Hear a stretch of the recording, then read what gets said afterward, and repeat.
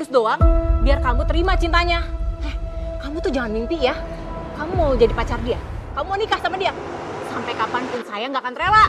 Kalau aku nggak bisa dapetin kamu, Intan, laki-laki manapun nggak bisa dapetin kamu dengan gampang. Jadi Intan mau dilamar? Iya dong, calonnya kayak Raya, gak kayak kamu. Sayang kamu ya. Sebentar lagi kamu akan merasakan apa yang selama ini aku rasakan. Hati kamu adik. Tidak semua cinta itu suci. Ada cinta yang gelap yang membutakan hati. Hingga pelakunya rela mengorbankan segalanya, termasuk menghalangi jodoh dengan cara kotor. Bayangkan, ada seorang perempuan yang jodohnya selalu kandas. Ia seperti diselimuti oleh kesialan demi kesialan. Cinta yang seharusnya suci berubah menjadi obsesi. Dan obsesi itu menjelma menjadi kutukan. Guna-guna gantung jodoh. Akankah perempuan ini terperangkap dalam cinta gelap? Ataukah justru doa dan kekuatan cinta sejati mampu untuk mematahkan segala penghalang yang tak kasat mata? Apa kabar pemirsa? Senang sekali bisa kembali menjumpai Anda dalam Catatan Hati Perempuan. Ruang berbagi kisah dan tempat menemukan kekuatan di balik setiap luka yang terpendam. Kali ini kita akan mendengarkan kisah cinta yang berujung petaka. Namun bukanlah takdir yang memisahkannya. Namun seseorang yang tak rela melihat perempuan itu bahagia. Mari kita langsung sambut Intan.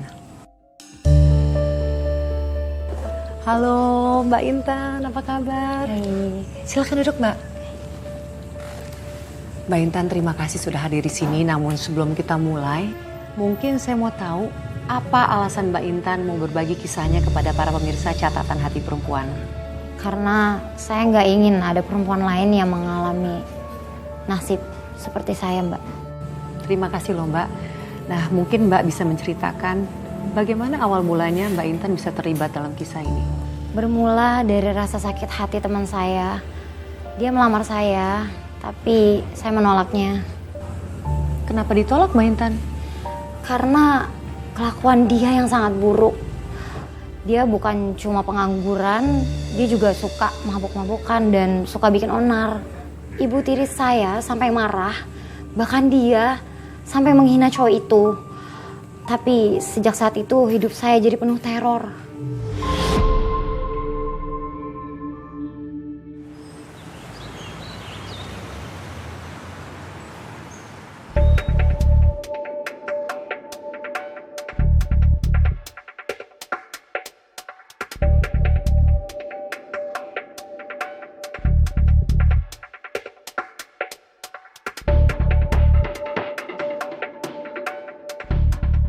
Diminum tehnya.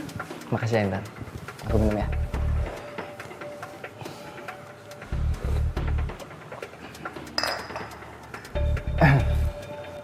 Jadi Bu, saya kesini, saya mau melamar Intan. Melamar? Ngaca Junet. Mau kamu kasih makan apa? Omongan doang. Kamu tuh pengangguran, berandalan. Masa depan kamu tuh nol besar. Jangankan jadi suami. Buat diri kamu sendiri aja kamu gak becus. Ibu, jangan kasar-kasar gitu. Juliet kan datang ke sini baik-baik. Harusnya dia tuh tahu diri ya. Datang ke sini bawa muka dia yang gak tahu malu. Tapi saya cinta Bu sama Intan.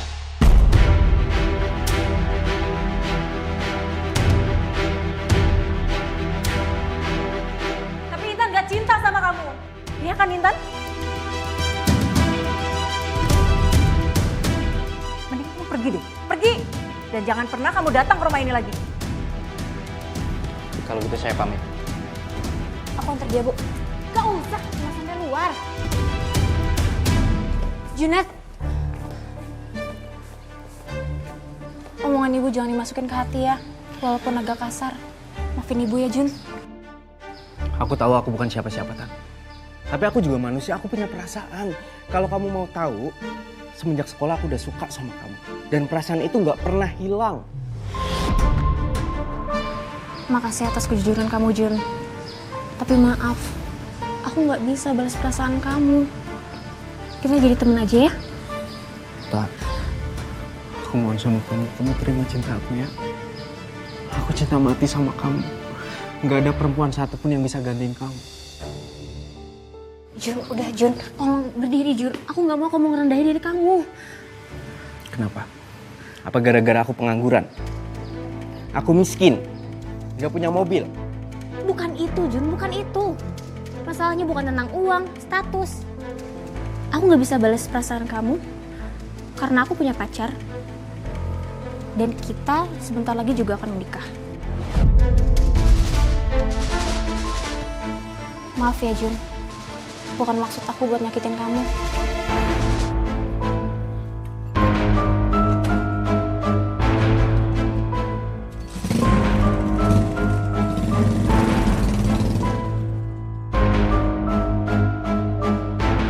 Saya melihat Junet benar-benar kecewa.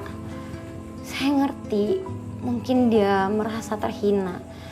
Tapi saya nggak pernah punya perasaan apa-apa sama dia dari dulu. Oke Mbak, jadi ini bukan cuma masalah ekonomi ya Mbak ya, tapi lebih ke karakter, lebih ke kebiasaannya si Junet ini. Menurut saya pasangan hidup itu bukan cuma soal cinta, tapi tanggung jawab, arah hidup, dan saling menguatkan. Kalau dari awal udah punya kebiasaan buruk seperti itu, gimana saat nanti saat sudah menikah? Tapi kan pada saat itu kan dia sampai bersimpuh di hadapan Mbak. Apa gak ada rasa kasihan sedikit pun? Atau mungkin ingin memberikan harapan?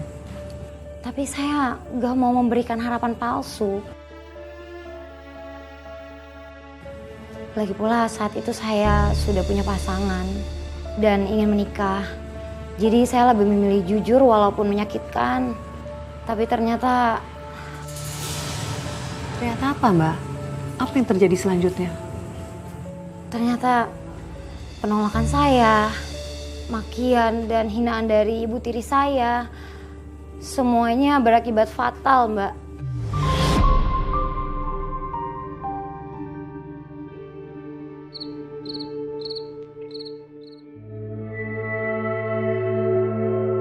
Sebentar lagi kamu akan jadi milik aku, Intan.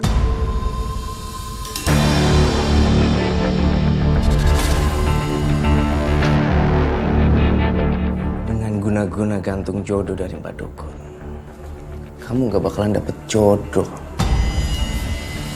Kalau aku gak bisa dapetin kamu, Intan, laki-laki manapun gak bisa dapetin kamu dengan gampang. Dan mulai malam ini, siapapun yang datang buat deketin kamu akan hancur satu persatu. Sampai kamu datang sendiri ke pelukanku.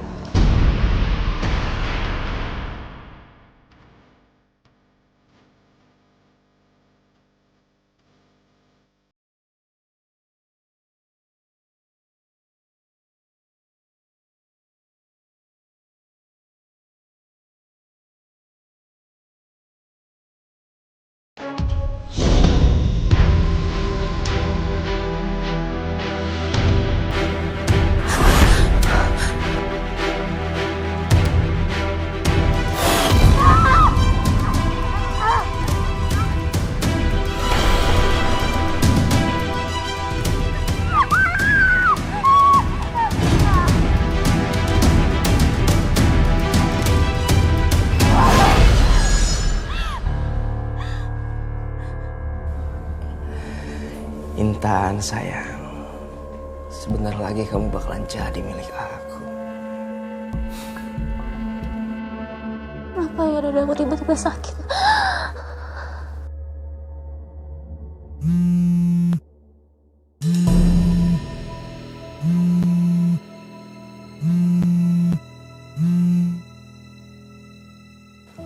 Halo sayang.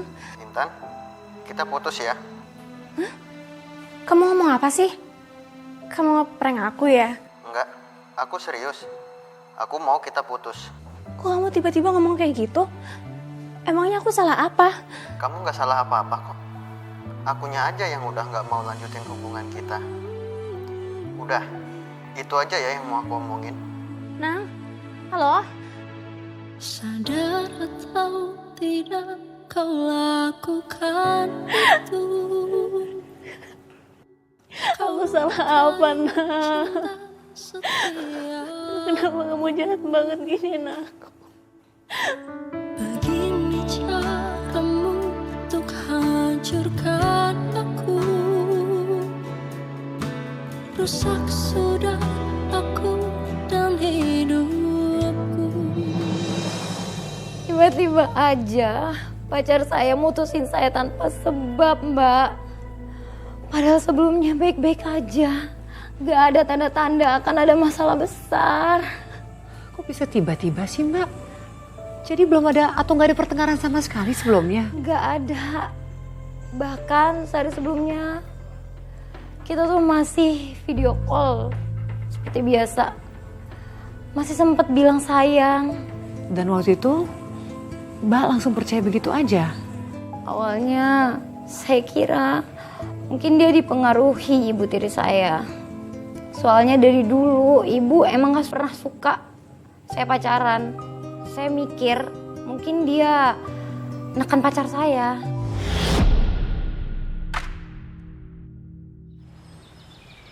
Intan, kita putus ya. Kamu ngomong apa sih? Kamu ngeprank aku ya? Gak kena. Enggak, aku serius. Aku mau kita putus.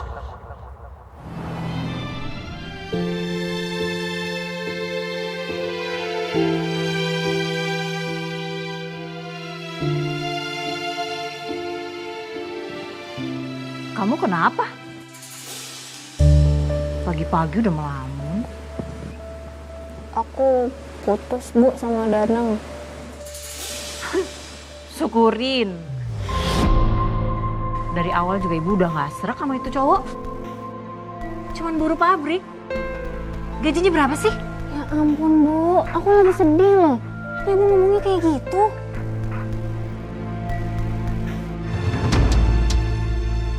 Danang juga ninggalin aku gak jelas alasannya. Nah kan, kamu diputusin gak jelas. Udah kelihatan kan cowok kayak gitu gimana? Padahal kamu selalu belain dia loh. Masih pacaran aja udah diputusin sembarangan. Gimana nanti kalau udah nikah? Bisa-bisa kamu dicerain sembarangan juga loh. Jangan sembarangan ya, Bu, kalau ngomong. Udah, gak usah baper. Bagus deh kalau udah putus. Nanti ibu cariin kamu cowok yang benar, ya, yang mapan, yang kaya, yang kerjanya jelas, ya, yang kehidupannya enak, duitnya banyak. Bu, aku bukan tipe cewek yang mandang cowok dari harta ya. Halah, anak zaman sekarang nggak menilai dari harta. Terus nanti kalau hidupnya sengsara, nyesel.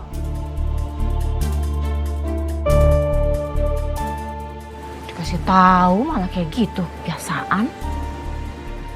Setelah saya selidiki, ternyata dia ninggalin saya aja, Mbak, tanpa sebab. Dan Mbak ngerasa nggak ada sesuatu yang aneh di sini? Atau mungkin Mbak sempat berpikiran dia selingkuh? Sempat, saya mikirnya mungkin dia udah punya wanita lain.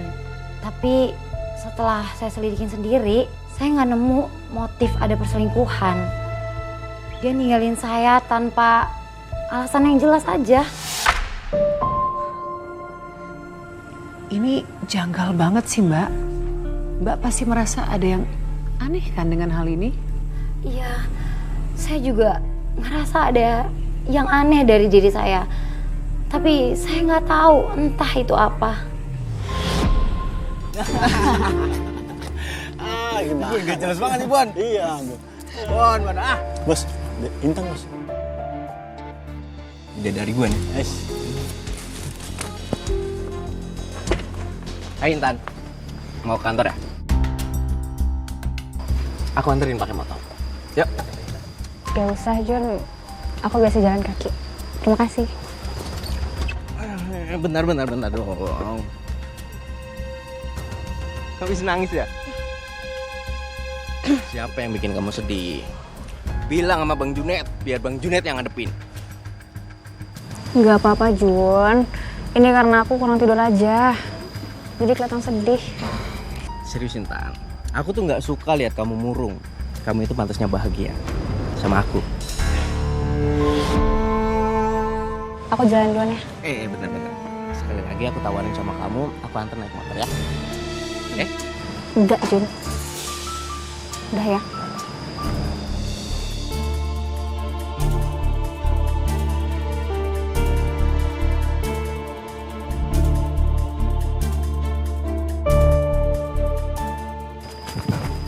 Lanjut dong, ini Mas. Di saat saya masih bingung, kenapa tiba-tiba diputusin sama pacar saya tanpa sebab. Ibu tiri saya selalu aja sibuk banget nyariin jodoh buat saya. Serius Mbak? Padahal kan hati Mbak tuh masih hancur. Apa ibu tiri Mbak tuh gak mau ngasih ruang dulu untuk Mbak memulihkan diri? Gak sama sekali Mbak. Saya udah bilang berkali-kali, saya belum siap, saya gak mau dijodohin. Tapi kenapa ya Mbak ya? Ibu tiri Mbak tuh begitu kekeh, begitu maksa. Apa dia belum pernah dengar secara langsung dari Mbak bahwa Mbak belum siap? Saya udah sering bilang berkali-kali Mbak ke ibu tiri saya. Dan pernah Mbak, pas saya lagi capek banget pulang kerja, tiba-tiba di rumah, di ruang tamu udah ada cowok. Katanya itu anaknya dari temen ibu tiri saya. Katanya mau dijodohin sama saya. Sebentar ya Nak Irwan, bentar lagi pasti Intan datang. Iya. Assalamualaikum. Waalaikumsalam. Intannya datang. Sini sayang. Sini.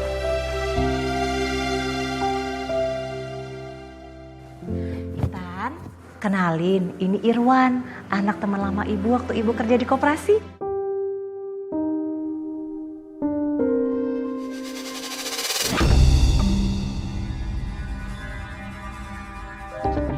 Irwan. Intan. Kalian berdua ngobrol dulu ya.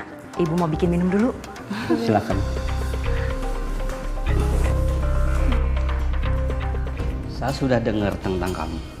Pekerja keras, mandiri, dan gak suka neko-neko. Saya biasa aja kok.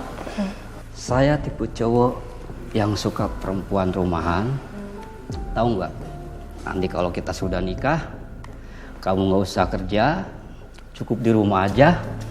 Nanti saya kasih uang bulannya yang banyak. Hah? Cowok kayak gini mau dijodohin ibu sama aku? Nggak banget, ngomongnya sombong. Maaf ya mas, aku capek banget tadi banyak kerjaan. Aku ke kamar duluan ya. Oh ya sudah, nggak apa-apa. Daripada ganggu kamu kerja, saya pamit dulu ya. Salam buat ibu ya.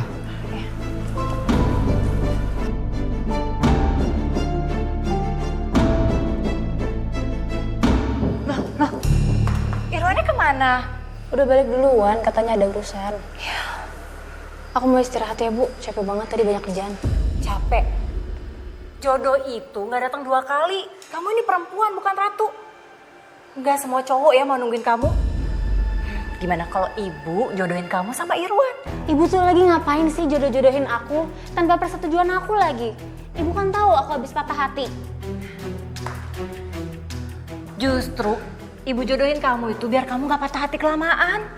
Irwan itu orangnya baik, nggak kayak mantan kamu. Gak usah jelek-jelekin Danang ya bu. Kamu tuh ya udah diputusin, masih aja belain dia. Aku bukannya belain bu. Aku nggak suka kalau ibu ngejelek-jelekin orang lain. Udah ya bu, tolong jangan ganggu aku. Aku mau istirahat. Capek. Tunggu tuh, iya ya ibu nggak ganggu.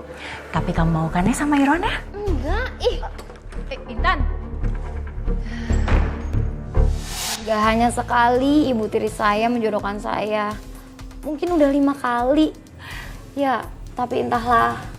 Saya sama semua cowok-cowok itu perasaan saya kurang srek. Mbak, 5 kali itu bukan angka yang sedikit loh Mbak. Dan dari semua calon-calon itu, Masa nggak ada satupun yang cocok sih Mbak? Gak ada. Entah karena pembawaannya, caranya ngomong, atau perasaan saya aja kali yang gak klik gitu. Tapi yang paling berat itu cowok yang terakhir. Berat kenapa Mbak? Apa karena cowoknya atau karena situasinya? Situasinya, waktu itu ibu tiri saya tiba-tiba jatuh sakit. Katanya sih karena malu udah ngejodoh-jodohin saya. Tapi saya nggak pernah nerima. Jadi Mbak akhirnya menerima dijodohin karena merasa kasihan? Iya, bukan karena saya suka sama cowok itu. Karena kalau misalkan saya nolak lagi, itu pasti menyakiti hati ibu tiri saya. Jadi Mbak ini bisa menjadi sebuah beban batin yang luar biasa ya Mbak ya? Antara mau menuruti perasaan hati dan juga nggak mau nyakitin perasaan orang lain. Ibu makan dulu ya, biar bisa minum obat. Ibu nggak mau, Tan. Ibu udah nggak selera apa lagi. Jangan gitu, Bu. Ibu harus makan. Ibu emang cuma ibu tiri kamu. Ibu nggak punya hak buat maksa kamu nerima jodoh dari ibu. Ibu malu, Tan. Belakangan ini orang-orang udah banyak bisik-bisik. Katanya anak ibu gak laku-laku. Dijodohin pasti ditolak terus. Ibu, jangan ngomong kayak gitu ya. Aku sama sekali gak ada maksud buat bikin ibu malu. Jadi kamu terima kan, Tan? Sekali ini aja. Ya, demi ibu dan demi anak temannya ibu. Ya, Tan? Iya, Bu. Aku terima. Kalau ini yang bisa buat ibu tenang. Makasih ya, Tan. Ibu tahu kamu anak yang baik. Jadi sekarang ibu makan dulu ya.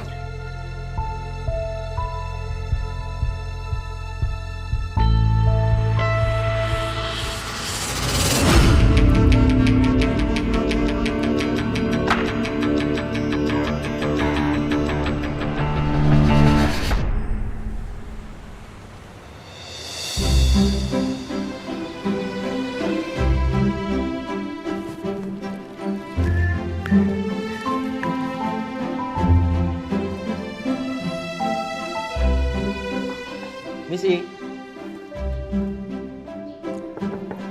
Misi.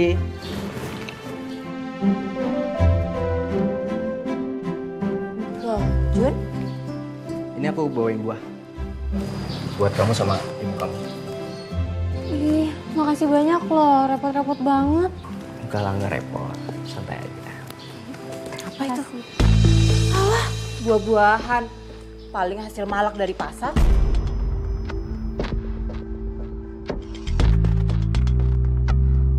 Atau jangan-jangan hasilnya loh. Bu, kok ngomongnya gitu sih? Gak usah diterima. Yang ada nanti kita sekeluarga sakit perut. Karena makan buah haram, hasil nyolong. Nih, ambil. Jangan pernah bawa apapun ke rumah ini lagi. Percuma. Kok ngomongnya gitu sih, Bu? Dia kan cuma niat baik. Kamu nih ya, masih aja belain berandalan kayak dia. Udah tahu masa depannya nggak jelas. Yang mending sekarang kamu siap-siap. Kamu dandan yang cantik, biar calon mertua kamu sama calon suami kamu seneng lihat kamu sampai mereka terpersona, ya? Apa, Bu? Jadi Intan mau dilamar? Iya dong. Calonnya kaya raya, ganteng, punya masa depan. Gak kayak kamu.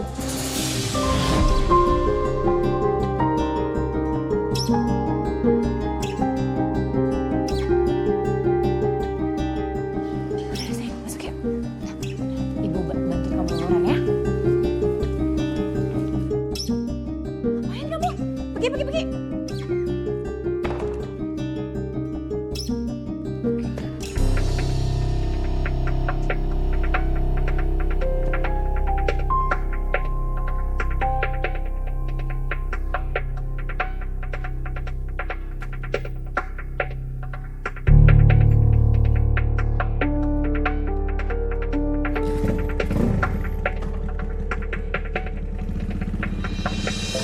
saya kembali menghina Junet, Mbak. Dan yang paling menyakitkan lagi, saat itu saya nggak bisa berbuat apa-apa. Saya cuma bisa diam. Padahal saya tahu Junet pasti ngerasa sangat tersinggung.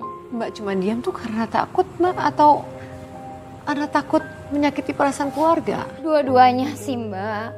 Di satu sisi, kalau saya bela Junet, dia mungkin akan ngerasa dipermalukan. Tapi kalau saya nggak ngebela dia, mungkin dia akan ngerasa makin sakit hati.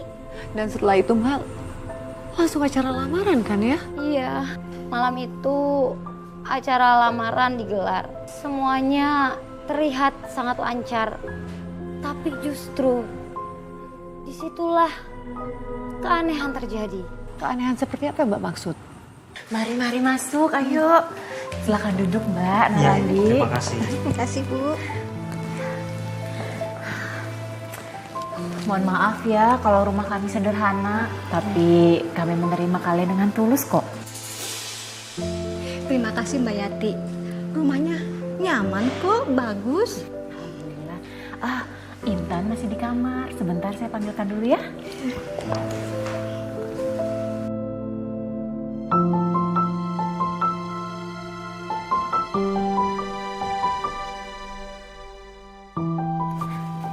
Intan, Randi udah datang sama keluarganya juga.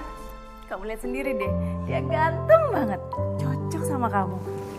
Iya Bu, bentar lagi aku keluar. Aku nyelesain makeup bentar ya. Kamu cantik bangetan. Ibu yakin Randi pasti jatuh cinta lagi lihat kamu malam ini. Ibu bangga banget. Ibu seneng sekarang kamu nurut sama ibu. Semoga ini yang terbaik ya. Amin Bu. Ya udah kamu cepetan ya. Jangan bikin calon besan kita nunggu lama. Iya Bu. Ya udah.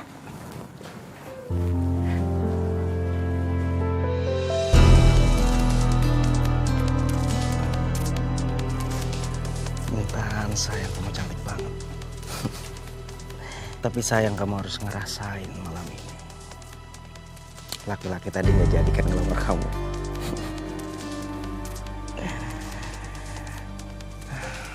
Sayang banget perempuan secantik kamu.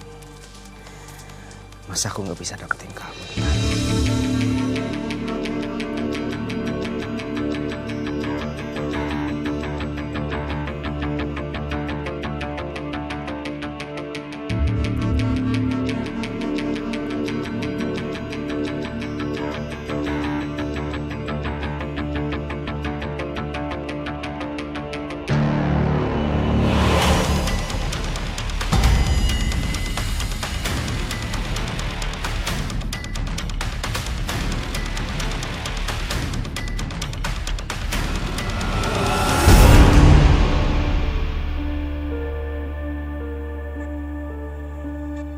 Pokoknya Mbak sama Nak Randi pasti gak akan nyesel deh sama Intan. Intan tuh anaknya baik, sopan, pinter masak lagi. Udah gitu anaknya cantik, apalagi kalau udah dandan. Cantiknya udah kayak bidadari turun dari langit. Saya tuh suka dibilang tetangga kalau beruntung banget punya anak kayak Intan.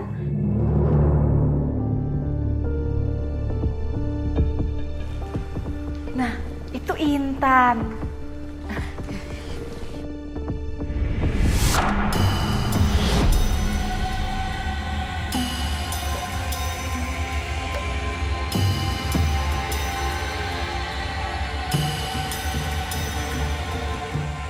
Itu wajahnya kok seperti itu Ibu ya? Gitu ya? Kalian pasti takjub kan lihat kecantikan anak saya? Nggak kalah cantik sama selebriti. Sini sayang. Nih, kamu salim sama calon mertua dan calon suami kamu. Astagfirullahaladzim. Kok baunya kayak bangke ya? Iya Bu, badannya bau. Ini nggak normal ini Bu. Saya nggak nyium bau apapun. Iya apa sih? Ini rumah wangi loh. Kalian ngomong apa sih? Bu Yati, maaf ya. Kami tidak lanjut lamaran ya. Saya takut wajahnya Intan yang menyeramkan. Loh, ayo Randy. Loh kok gitu? Bu, saya pamit ya.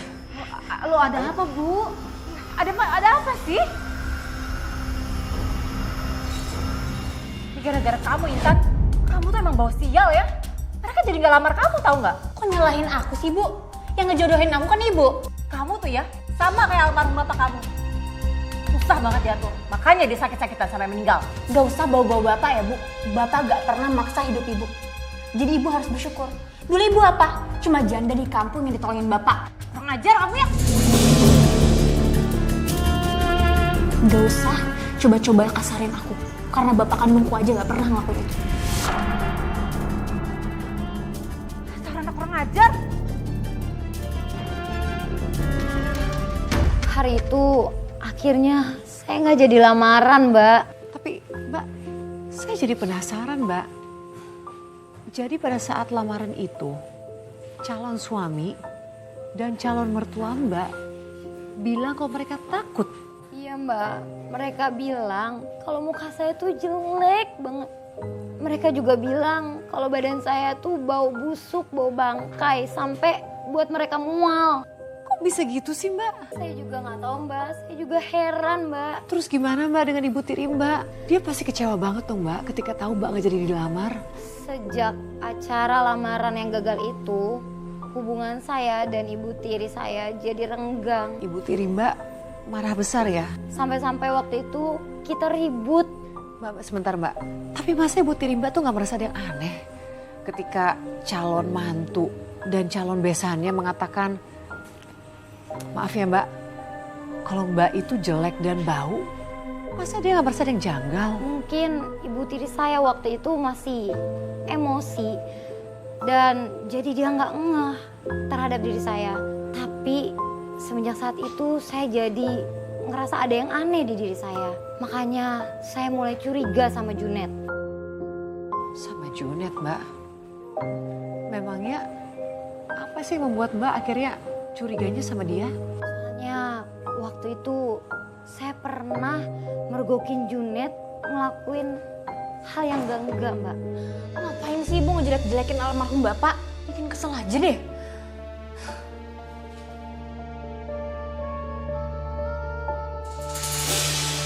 Astaga, sampai lupa tutup jendela.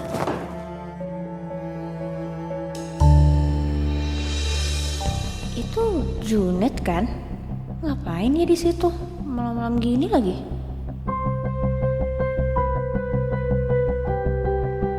Sialan, Intan ngeliat kesini lagi.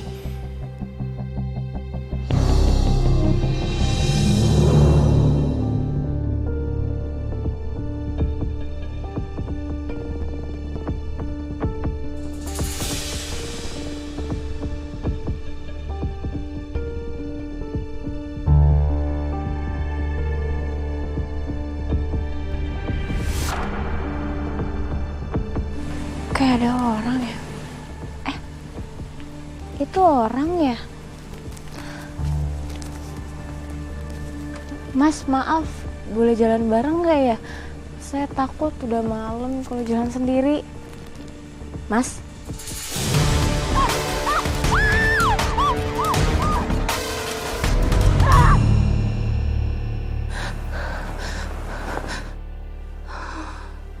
Syukur deh cuma mimpi buruk. Kalau gitu aku lanjut tidur lagi deh. Besok pagi harus jalan kerja.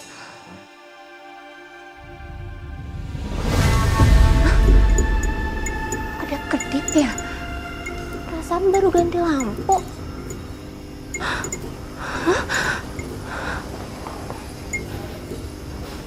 Kayak bau melati.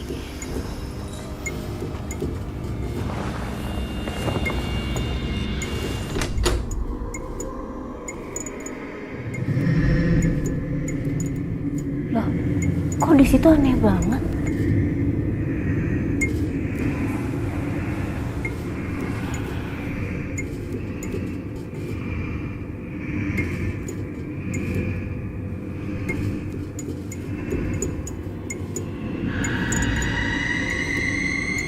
Ibu? Ibu ngapain malam-malam di sini?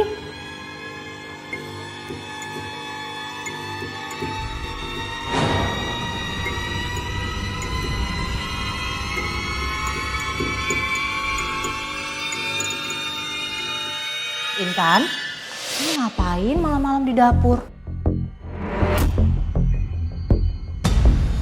Loh, kok ibu ada dua? Hah? Kamu tuh kenapa sih kayak ngeliat hantu? Kamu hantu ya? Jangan deket gak? Pergi! Apa sih? Enak aja, ini tuh ibu. Lihat tuh. Nggak lihat apa? Kaki ibu nginjak lantai. Oh iya. Maaf Bu, tadi Intan ngalamin hal aneh. Hal aneh? Barusan Bu, lampunya kedap-kedip. Di kamar Intan juga. Terus ya, Bu Melati. Kamu tuh jangan ngarang-ngarang cerita deh. Bilang aja kalau kamu mau dijodohin lagi kan? Intan gak ngarang cerita Bu. Apa yang Intan ceritain itu beneran terjadi. Dan Intan rasain sendiri. Udah, ibu nggak percaya sama omongan kamu ah. Jadi setelah kejadian itu, Mbak diteror sama hal-hal yang aneh. Iya Mbak, saat itu saya benar-benar ketakutan. Setiap saya mau ke dapur atau ke kamar mandi, saya selalu aja was-was. Aduh Mbak, aku gak kebayang jadi kamu, kasihan banget Mbak. Apa yang kamu lakukan Mbak, agar bisa terbebas dari teror yang menyeramkan itu? Akhirnya saya curhat soal itu ke teman-teman kantor saya Mbak. Kok malah curhat sama teman kantor Mbak? Soalnya teman kantor saya ini orangnya benar-benar religius Mbak. Jadi saya pikir mungkin aja dia bisa bantuin saya. Jadi gitu Mas ceritanya. Menurut Mas Hadi, apa ya yang harus aku lakuin supaya terbebas dari teror ini? Jujur Mas, aku udah capek banget ketakutan setiap hari. Saran saya cuma 2, Tang. Yang pertama, kamu harus lebih rajin ibadah. Dan yang kedua, kamu harus mendekatkan diri sama Allah. Aku yakin kalau kamu melakukan 2 hal itu, teror menyeramkan itu gak akan kembali lagi. Iya Mas, aku akan ikutin saran kamu. Makasih banyak ya Mas, udah mau dengerin curhatan aku. Sama-sama Intan. Aku doain semoga Allah melindungi kamu. Amin. Ya Allah, perasaanku selalu tenang ya kalau lagi sama Mas Hadi. Apalagi kalau denger nasihatnya. Hatiku langsung rasa teduh.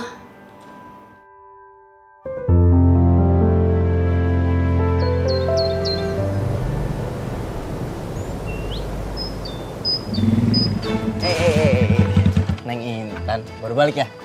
Abang Junet anterin. Sorry.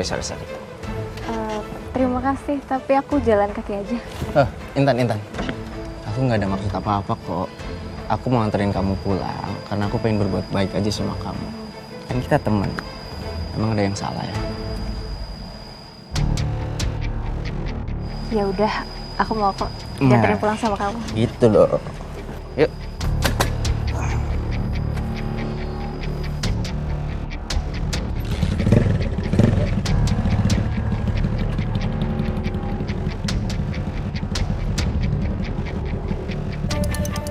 Kayaknya Intan udah bisa nerima cinta aku nih.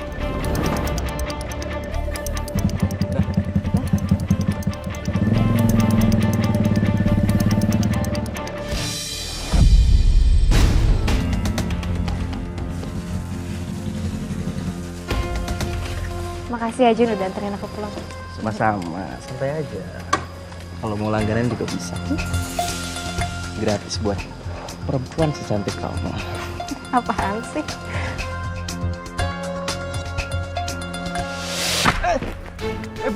Bu, apaan sih? Bukan saya, bukan tanaman, ngapain disiram, Bi? Bu, berhenti Bu. Kasihin dia kesusahan. Iya, siapa suruh kamu kesini? Udah tahu orang lagi nyiram. Cepat pergi. Ibu tuh udah kelewatan ya. Dia tuh baik, mau nganterin aku pulang. Paling dia cuma modus doang. Biar kamu terima cintanya. Kamu tuh jangan mimpi ya. Kamu mau jadi pacar dia. Kamu mau nikah sama dia. Sampai kapanpun saya nggak akan rela. Cepat pergi. Saya siram lagi nih. Jun, maafin ibu aku ya. Iya, lu juga nggak apa-apa kok. Santai aja. Cepat pergi. Iya, Bu. Iya. Bu. Pulang ya.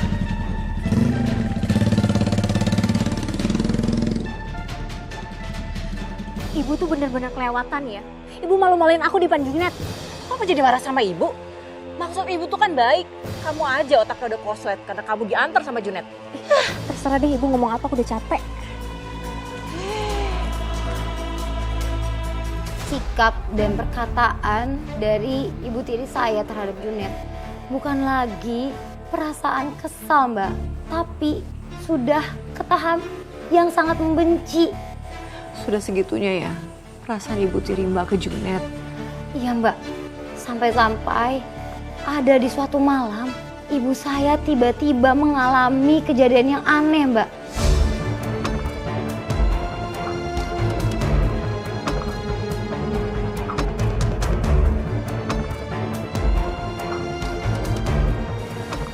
Masuk. Masuk.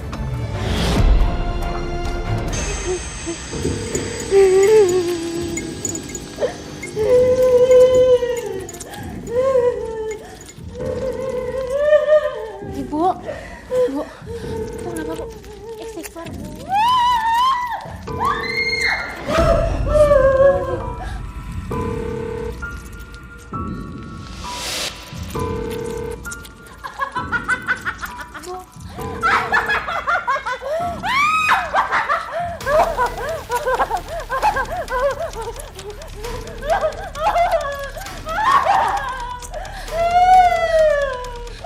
Ya Allah, Ibu kenapa begini ya Allah?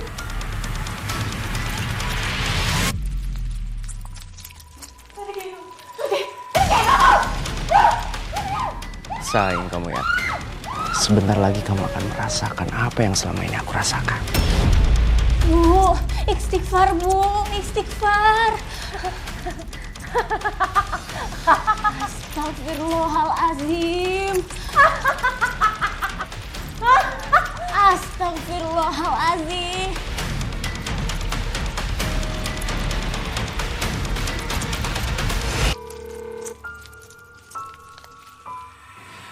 Jadi Mbak benar-benar nggak tahu bagaimana ibu tiri Mbak kondisi yang bisa seperti itu. Saya pikir ibu tiri saya hanya stres aja waktu itu. Tapi setelah saya pikir lagi, saya ulang-ulang, saya teringat, Mbak, dengan kejadian ibu tiri saya pernah menyiram Junet, Mbak. Saya pikir ini pasti ulahnya si Junet. Tapi Mbak konfirmasi nggak ke Junet soal ini? Enggak, Mbak, karena saya takut itu bisa nyinggung dia. Lagi pula saya juga nggak punya bukti. Tapi kondisi ibu tiri Mbak sendiri bagaimana setelah itu? Kondisinya masih terus seperti itu sampai waktu itu saya minta restu dari ibu tiri saya untuk menikah dengan Mas Hadi. Ibu tiri saya cuma bisa diam dan hanya tatapan kosong aja, Mbak. Jadi akhirnya Mbak menikah sama teman sekantor Mbak. Oh Mbak, selamat ya Mbak ya. Iya, Mbak, makasih ya, Mbak. Tapi ternyata teror menyeramkan itu masih selalu ada walaupun saya sudah beribadah bersama dengan suami saya.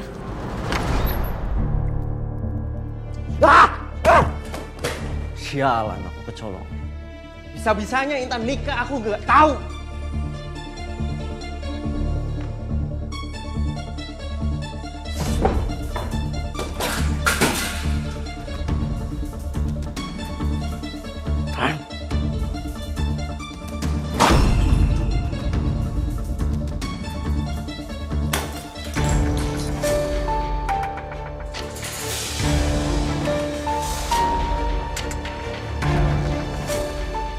Aku nggak rela kamu bisa nikah dengan laki-laki lain, Intan. Aku bakalan minta guna-guna yang lebih ampuh ke Mbah Dukun buat merusak rumah tangga kamu.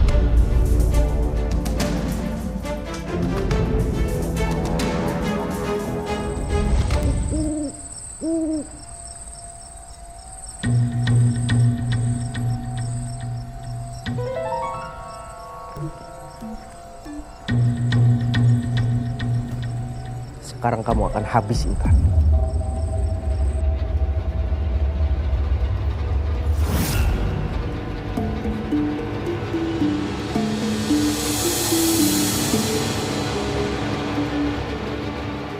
Astagfirullahaladzim.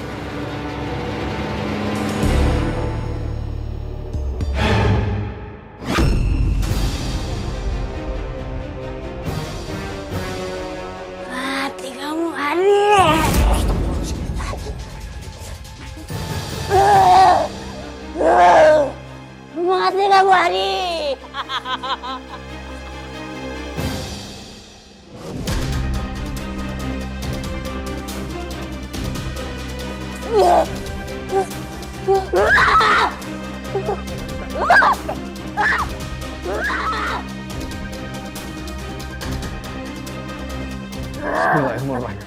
Allah la ilaha illallah. Lah tahu dulu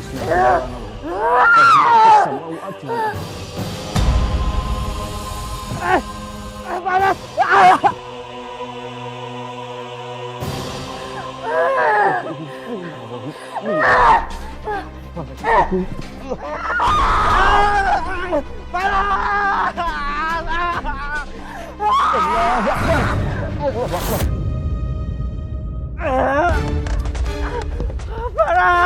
Tolong.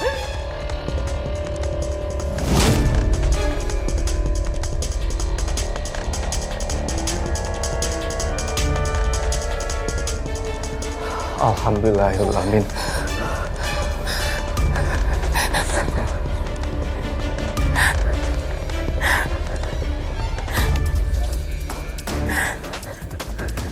Intan, ayo kita sholat isya berjamaah. Mas.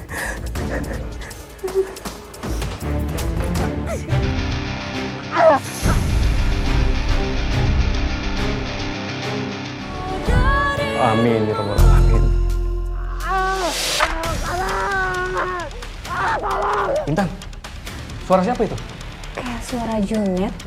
Kita lihat aja ya mas, takut dia kenapa-napa. Yaudah, ayo.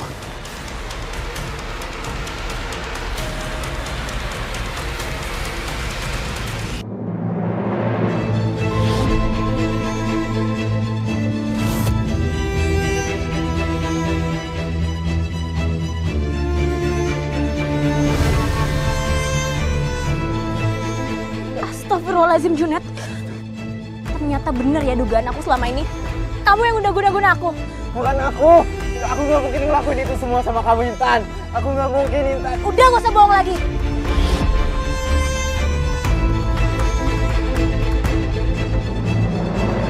Selama ini aku udah curiga ya sama kamu. Karena kamu teman aku gak mau asal nuduh tanpa bukti. Aku ngargain perasaan kamu. Tapi sekarang bukti udah ada di depan mata. Kamu juga bahkan gak ngaku, Junet. Oke, aku gak. Aku yang ngelakuin ini semua sama kamu, Intan. Aku gak nyangka kamu bisa setega ini sama aku dan ibu. Aku pikir kita temen deket, Jun. Tapi karena cinta yang ditolak, kamu bahkan mempertaruhkan nyawa kamu. Intan, aku minta maaf, Intan. Aku menyesal ngelakuin ini semua, Intan. Tolong aku, Intan. Sadar atau tidak kau lakukan itu. Kau lukai cinta setiaku. Begini caramu untuk mencintai. Ya Allah, ampunilah segala dosa-dosa hamba-Mu ini ya Allah.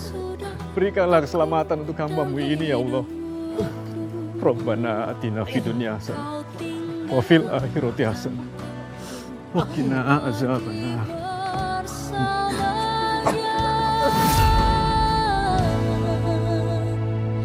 Aku menangis sendiri di sini. Aku minta maaf sama Mas Adi, aku minta maaf, aku menyesal Mas. Aku minta maaf Mas, aku menyesal. Maafin aku. Kami akan maafin kamu. Tapi kamu harus tobat. Minta ampun sama Allah. Iya, aku bakalan tobat. Aku tobat. Sejak hari itu, teror menyeramkan itu sudah berhenti seutuhnya, Mbak. Duh, Mbak, syukurlah. Saya ikut bahagia, Mbak. Jujur aja, saya takut banget Mbak ngikutin cerita Mbak yang menyeramkan. Tapi alhamdulillah, akhirnya semuanya berakhir dengan baik ya, Mbak. Iya, Mbak. Dan Ibu Tiri, Mbak, gimana kondisinya? Kondisinya sudah jauh lebih membaik. Dan ya walaupun tidak sesehat seperti dulu, tapi yang paling saya syukuri, Ibu Tiri saya sikapnya sudah jauh lebih baik. Dia sudah tidak silau lagi dengan harta dan ibadahnya juga jadi lebih rajin. Duh, alhamdulillah Mbak. Tapi Mbak, hubungan Mbak dengan Junet gimana dong Mbak? Alhamdulillah, Junet sudah tobat Mbak. Hubungan kita sudah membaik. Walaupun gak sedekat dulu, tapi kita masih berteman baik. Alhamdulillah Mbak, saya senang banget mendengarnya Mbak. Dan terima kasih Mbak Intan mau hadir di sini dan membagikan kisahnya. Saya terus ya Mbak. Iya Mbak, sama-sama. Pemirsa, kisah yang baru saja kita dengarkan tadi banyak terjadi di sekitar kita. Makanya ada istilah, cinta ditolak, guna-guna bertindak. Semoga kisah ini bisa menjadi pelajaran bagi kita semua, utamanya kaum perempuan, bahwa cinta yang dipaksakan akan berakhir dengan kehancuran. Terima kasih telah menyaksikan Catatan Hati Perempuan. Sampai jumpa dalam episode berikutnya.